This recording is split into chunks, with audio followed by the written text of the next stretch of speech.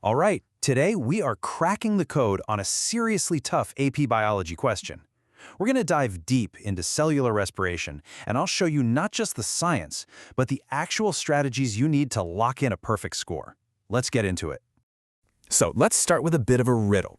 What if I told you there's a compound in grapes, this stuff called resveratrol, that might actually help our cells make more energy? Sounds cool, right? But how on earth would you even prove that? Now, this isn't just some fun thought experiment. It's the real core question from an AP biology exam, and we're going to solve it together. Okay, so here's the setup for the experiment.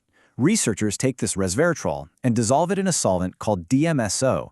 And by the way, that's a pretty common trick in biology, to get stuff to actually pass through a cell's membrane. Then they add this whole mixture to some mammalian muscle cells.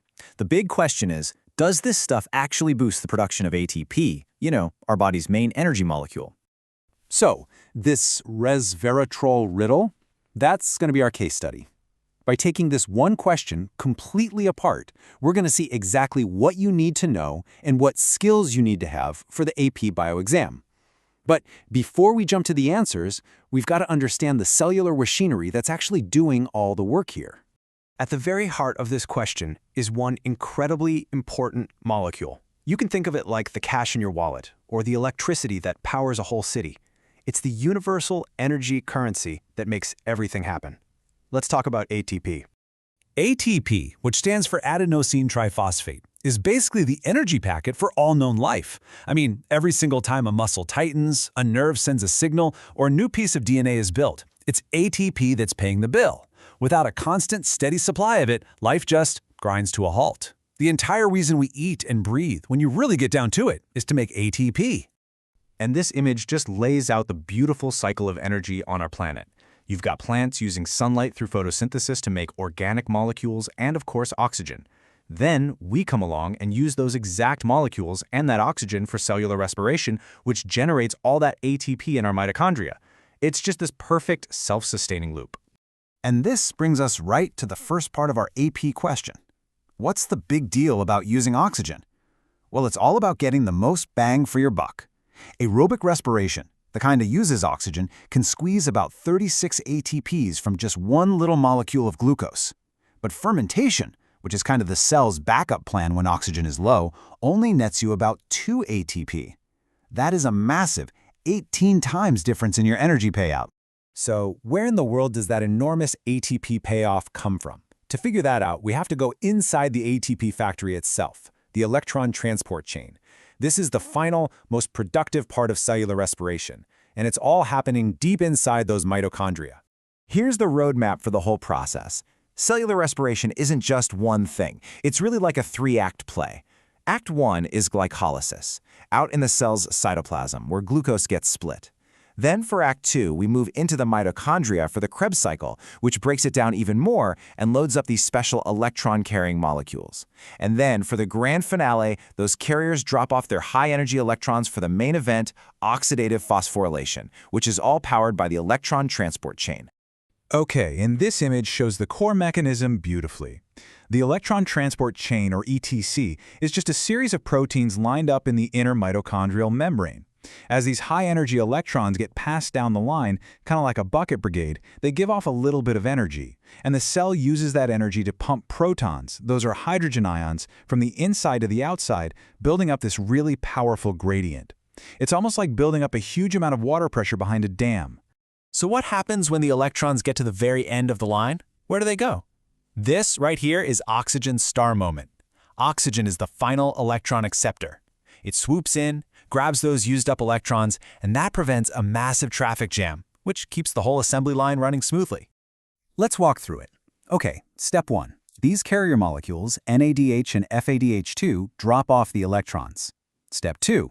The chain uses the electron's energy to pump protons out. Step 3. Now that proton dam we talked about, the protons all rush back in through this incredible molecular machine called ATP synthase. Step 4. That flow of protons spins ATP synthase like a water turbine, and that spinning motion is what generates tons and tons of ATP. And finally, step 5, cleanup. Oxygen grabs those spent electrons and a couple of protons, and boom, you get water. Okay, we are now officially armed with the science. So let's get back to our resveratrol riddle. We know how the cell's power plant works. Let's look at that AP question one more time and see what the official scoring guide says a perfect answer has to include. So here are the official answers, the benchmarks for a top score. For part A, you just had to say that aerobic respiration makes more ATP. Easy enough. For B, the right negative control is to treat cells with just the solvent, the DMSO, all by itself. That's how you know it's the resveratrol doing something, not the solvent. For C, if you have no glucose, you have no fuel, so ATP production is going to stop. And for D, this is the key justification. If resveratrol gives you more ETC parts, then more electrons can move through the system, and that means you're going to need more oxygen at the end to accept them all. Now for what I think is the most important part. See, knowing the right answer is one thing, but actually writing it down perfectly when you're under pressure, that's a whole different ballgame. So let's analyze 3 real student responses from this exam to see what separates a good answer from a truly great one. And as you can see, the scores were all over the place. We have sample A, who just nailed it, a perfect 4 out of 4. Then there's sample B, super close with a solid 3. And then sample C really struggled, only getting 1 point. So what made the difference? Let's zoom in and find out. So here it is, the perfect response. Sample A got every single point available. Just look at the level of detail in part A. They didn't just say more, they said up to 36 ATP versus only 2 ATP. That's the kind of specific knowledge that shows you really get it. But the real game changer, the thing that set this paper apart, was in part D. Okay, just look at this comparison for part D. This is literally the difference between getting 3 points and a perfect 4. Sample A wrote that oxygen is the final electron acceptor. Perfect, gold star. Sample B, though, wrote that oxygen is an electron transporter. That is wrong. It's just one word. But oxygen doesn't carry or transport electrons, it accepts them at the very end of the process. That one tiny error in vocabulary cost them the point. Precision is everything. So what about sample C, the one that only got 1 point?